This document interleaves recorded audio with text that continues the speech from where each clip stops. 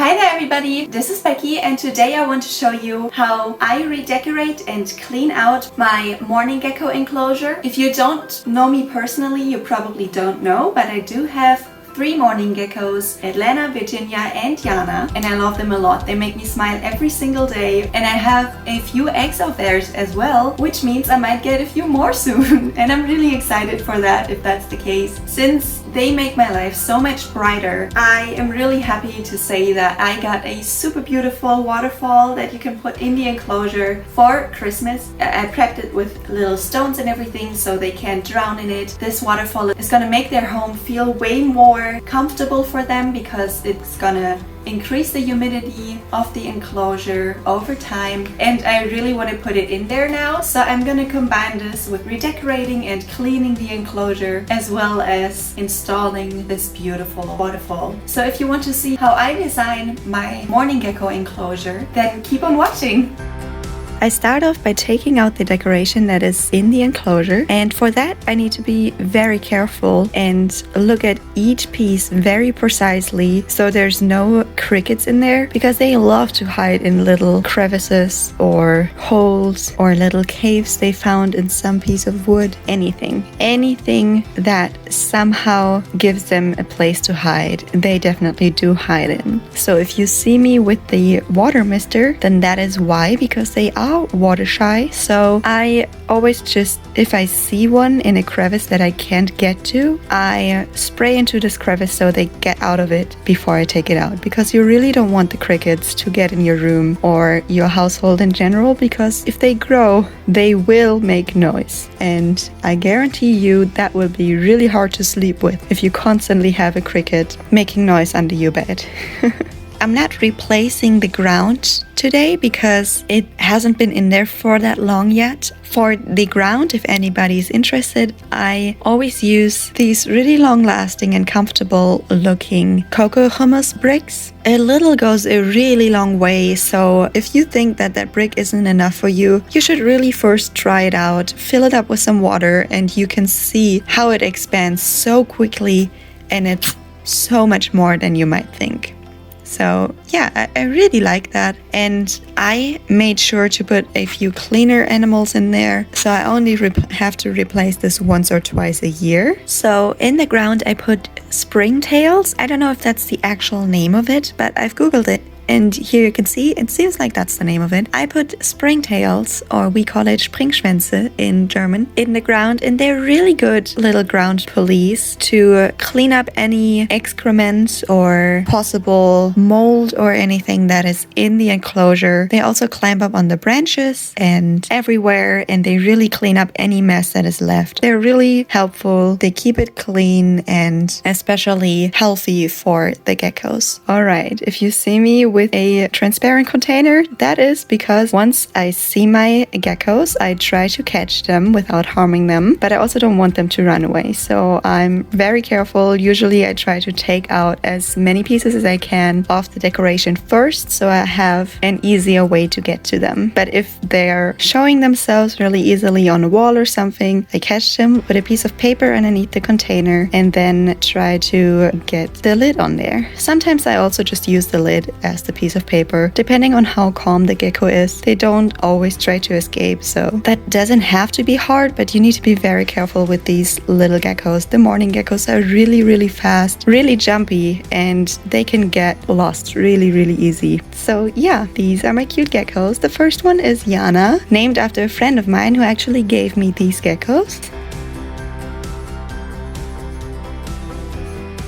And the second one, this one that you can see here, is Atlanta, which don't tell the others, but this one I would say is my favorite one. I think she is so beautiful. She has a beautiful crown and this wonderful design on her back and everything. She is so pretty, and she's really small too. Well, she's still gonna grow. Yana is the only adult gecko that I have. The other two are half grown, so we'll see how big they get in a year or so.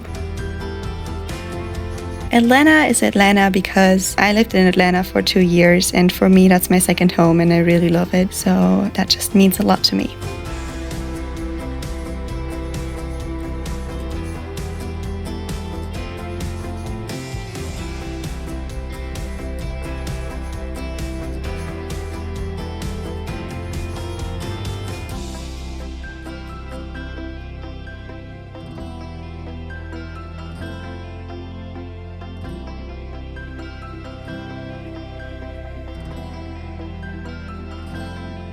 All right, now the last one is Virginia. Look at this cutie. This one is named Virginia because, first of all, I love America. And in German, these geckos are called Jungferngeckos, which basically means virgin gecko.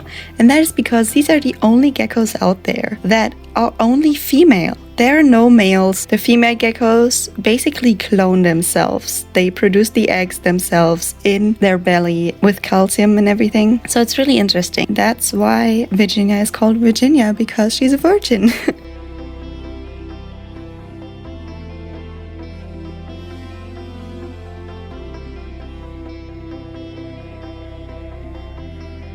I make sure to just soak all the decoration that I took out of there in water to just clean them out a little bit. I do not put any product in there because you really don't want to harm your geckos. When it comes to cleaning the enclosure, I use vinegar because vinegar is not as acidy as any other chemicals. You don't want to use dish soap or anything because there's just too many chemicals in there and that could potentially kill your geckos. So be very careful what you put in your enclosure. You don't want to be responsible for killing them, I assume. Once we put vinegar on each glass, we really want to let it soak in first, so all the calcium that might be left over from the water that you spray in there gets dissolved and there's not too many dirty spots anymore.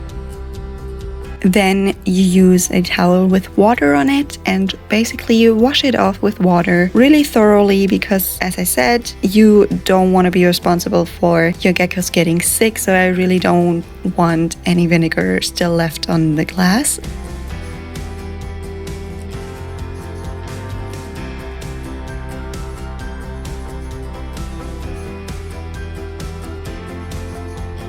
And then after, obviously, I dry it off so there's not any water residue.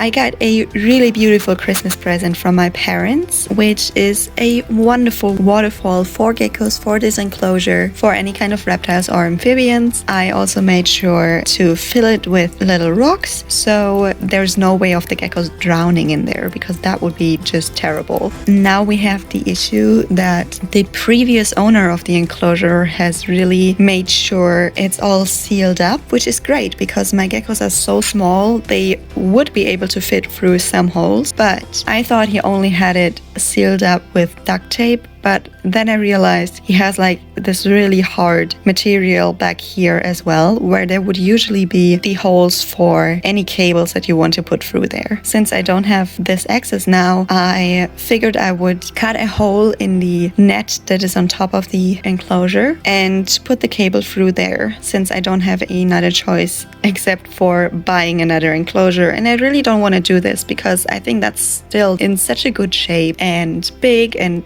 just beautiful. Voila, the cable is actually long enough. It works, so I'm really happy. Now I just have to figure out how to close up the hole that I cut in the net later on. But first, I start off by decorating all of this, provide a lot of climbing space. I add some branches and build them together to basically make it a really fun hiding and climbing space.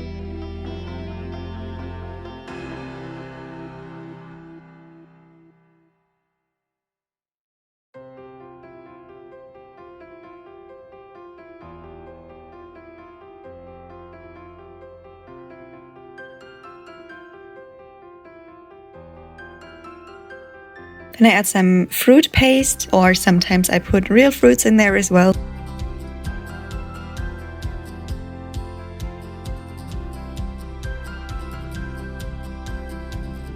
And it's debated if you would need to add a water bowl. They usually just drink drops of water off of the leaves and off of the glass and everything, so you really don't need it, but you know, I really just want to make sure they get enough water, so I just put one in just in case.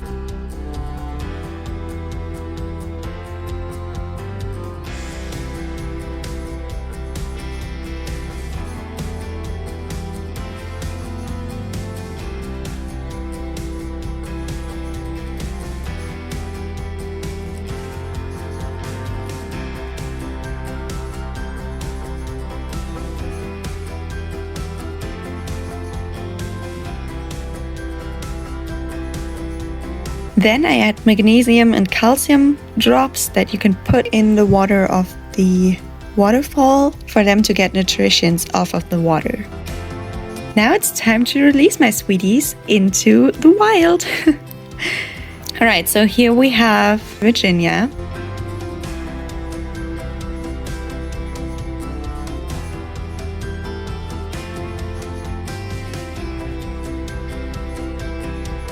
So Virginia doesn't seem like she wants to get out yet, so I'm just gonna put her on the side for now while I take Atlanta out.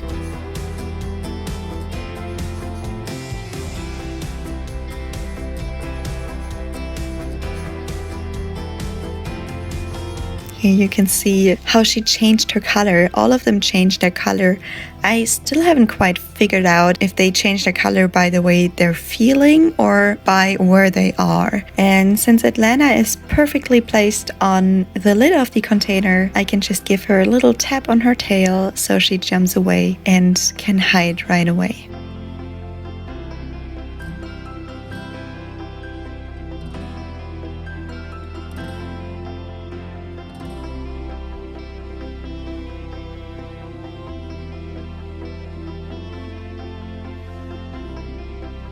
Now Yana. Yana is the shyest one of all of them, even though she's the only adult. So you can see how she's like all curled up and really scared. So she's the quickest to be back in nature. She really wants to get out there. Here you can see her hiding under the leaf. Really cute, my little baby.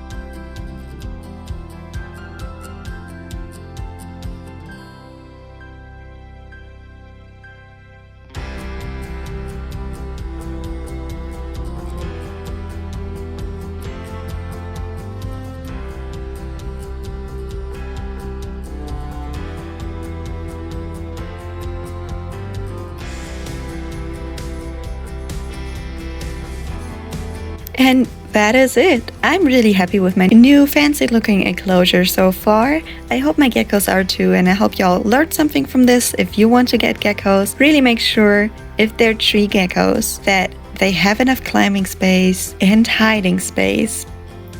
Alrighty tidy y'all, that is it. I hope you enjoyed watching and I hope you learned something from this video. In case you want to get some mourning geckos, really make sure to provide them with a lot of climbing and hiding spaces so they feel comfortable and are not under pressure every time somebody walks by. I'm really happy with how their new home turned out and I hope they are too. I just really love it. Let's check it out one more time. This is the beautiful enclosure. I'm so happy. What do you all think?